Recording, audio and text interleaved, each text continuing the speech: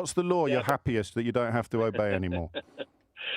In this situation, one of the greatest benefits is that Starmer can just say there aren't any, Paul, because everybody listening knows. Well, this is a great one, isn't it? Go on. What's your law? Example. What's the law? Well, no, hang on. No, I'm not. I've hung on for long enough. I've hung on for long enough. What's the law you no longer have to obey that justifies your Brexit vote in 2016? Well, I'll turn it around to answer the question. No, you can't. So you have to ask. No, you can't. Just answer the question.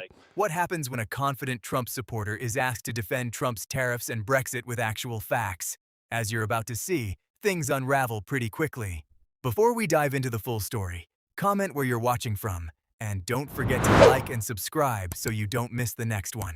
In this video, we're watching a UK-based Trump supporter get pressed on some of the biggest political arguments surrounding tariffs, trade, and Brexit. Let's see how the debate unfolds. Is in Hookin, Hampshire. Paul, what would you like to say? No, just there's the emotion around this, and name calling, and Trump's this, Trump's that, Trump's the other. I don't know why everybody's so surprised. When he was, going for election, he said he was going to do this. Everybody knew he was going to do it. Everybody kept telling us to ignore what he said and concentrate on what he did. You remember? I do, but again, we've got short memories. When he was, in his first term, he said he would do a number of things, and he did. Well, he did. He said he was going to end the war in Ukraine on day one. He said the stock market would go up and he'd make everyone richer. You now have the Swiss investment bank UBS, widely regarded as a leader in this field, predicting an inevitable recession with growth GDP. We'll see. We'll see in time. But, this happened 2 days ago. My point's very simple. He said he was going to do this. He's done it. The emotion and the response is quite ridiculous, I think, in terms of, he will want deals. He wants to make a deal with people. This is his way of doing it. No, you don't need to like it. None of us need to like it. But name calling and saying he's this, that, and the other, I just don't think it takes anybody anywhere. You've been a bit woke, Paul. A little bit of name calling, a little bit of mischief, a little bit of fun. It keeps us all honest. I'm the least woke. Keeps the conversation fresh. Least woke bloke in the world. Yeah, I thought you might be. So, what should Starmer do in this context then? Well, I think the first thing is, it's 10%. I think that was probably better than the UK thought it was going to be. I think... no, it's exactly the same as every other country in the same situation as us. Yeah, except Europe. No, they're not in the same situation as us. They have a different trade balance, a different balance of trade. So any country with a comparable balance of trade to us gets the 10%. There's no special treatment there whatsoever. Okay, so that's where we are. Trump is looking after America. It's his country. It's not our country. I've just said it's going to go into recession. Its own stock market. They've lost $2 trillion. How is that looking after America? No, I will, but you're going to have to address the question of how is a $2 trillion loss overnight looking after America? Well, he's talking 1 day, 2 days. Let's see what it's like in 3 months. Who knows? I don't know, and nor do you. And nor does anybody else. You just said he's looking after America, and I've just said he's just lost trillions of dollars. So in the context, so in the context of now, he's hitting America really, really hard. But at some unspecified point in the future, things might go really well. Did you vote for Brexit? Pardon? Did you vote for Brexit? I did. Yeah.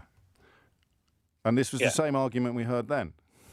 Well, no, but Starmer is the leader of Britain. Hang on, Starmer's the leader of Britain. Because we are on our own, he can decide what the government decides to do in response to these tariffs. Now, he can retaliate. That's up to him. He's our leader.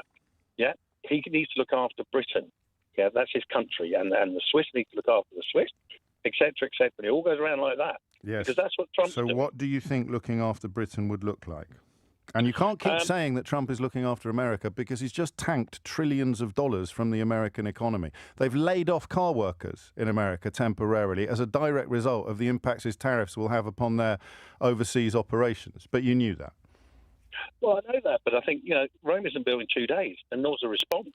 We're talking about 2 days. But this is Brexit again.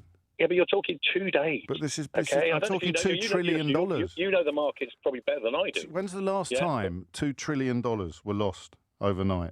US stocks plunged. I have no idea. But doesn't it matter, though, to your optimism, especially after your vote for Brexit went so badly? Doesn't this idea of sticking all your eggs in the things are going to be great at some unspecified point in the future, haven't you kind of got bored of that yet? I just think people are so surprised by something he said he was going to do. Yeah. And he's done it. Now, the response will be interesting. I think, he prides himself, if people want to call him a narcissist, he prides himself on being the art of the deal. What he wants to do is to negotiate. Well, he didn't write that book. Well, no, I know. You're right. Do you know what happened the last time they brought in tariffs like this? Oh, God, no, I haven't got a clue. But doesn't it matter, Paul? No, because I think that... No, I mean, that's why I find conversations like this fascinating. You voted for Brexit. You're making all the same arguments about Brexit. Brexit was an undiluted catastrophe, but this one will go really well. Well, I'm not sure it's a catastrophe, was it? What's your favourite bit? Pardon me? What's your favourite bit? My favourite bit is, well, you've probably got a point, actually. It's about controlling entry and exit from the country. How's that worked out for you? That's probably, you have a point. Yeah, and we could, of course, have controlled it a lot more robustly before you voted for it. So the thing you voted for has been a catastrophe. The reason why you voted for it has got immeasurably worse, but you believed things would be brilliant at some unspecified point in the future, and here you are making exactly the same arguments about Donald Trump. Well, no, what I'm saying is, I think, no, hang on. I have hung on. It's about the people. It's about the people, who are leading, this country. Yeah, and it should be very easy for this country to control its borders. They don't, because the government before and this government are useless. See, I have a theory that everybody who likes Trump and Brexit is obsessed with immigration. And here you are talking about $2 trillion losses that America has taken overnight, saying, hey, wait and see, it might all turn out to be brilliant. But what you really, really care about is immigration. No, I don't. I think I care about it. Why'd you bring it up then? Well, you brought it up. I didn't. No, I didn't. I asked what your favourite bit of Brexit. I asked what your favourite bit of Brexit was. I asked what your favourite bit of Brexit was. I gave you an example. You're right. Yeah, but no. So what is your actual favourite bit of all the things that have happened? Yeah, and Brexit has played out, which is why the parallel is so interesting. So of all the things that have happened, what's your favourite bit? Of Brexit? Yeah. I think just controlling your own laws. Which ones do we control now that we didn't control before? There's a lot now that we're not impacted by the EU that we were. I didn't like being dictated to by Brussels. Like on what? On what? Well, whatever the silly laws came out of them. Go on, then, give me one. You know. Give me one. Oh, come on, there were loads. I can't think of one, but you can, because you know that there are loads. Go on, give me one. Don't be silly. Give me one law. Out of Brussels, there were loads out of Brussels. Give me one. Why is that funny? Lots. You voted for it. There are lots, and you can't name one. Well, Brussels, we didn't have control of our own laws. For example? I can't think of an example. Well, I'll wait. Pardon me? I'll wait. You'll have a long way. I can't think of an example. No, but you're bound to be able to, because there's loads. Paul just told me. So I'll wait. You're very good, but no. No, I'm not. I'm not. I just care about facts. Anyway, we're not talking about Brexit. No, I am. I'm waiting now. You're waiting. The economy, let's wait and see. No, tell me the thing that's gone really well. You said the law that you're pleased about. My point is, let's wait and see. I think many countries... I'm waiting to see what law you're going to tell me about. Hang on. Well, we'll negotiate, and Starmer can negotiate for the Britain. Don't change the subject. For Europe. Don't change the subject. Paul. He can negotiate. Paul, time for one of your wry chuckles, I think, Paul, isn't it now? Time for a wry chuckle? I'm still waiting for the law, of which there are loads. Well, one of the great benefits is that now we're in this situation. What about bendy bananas?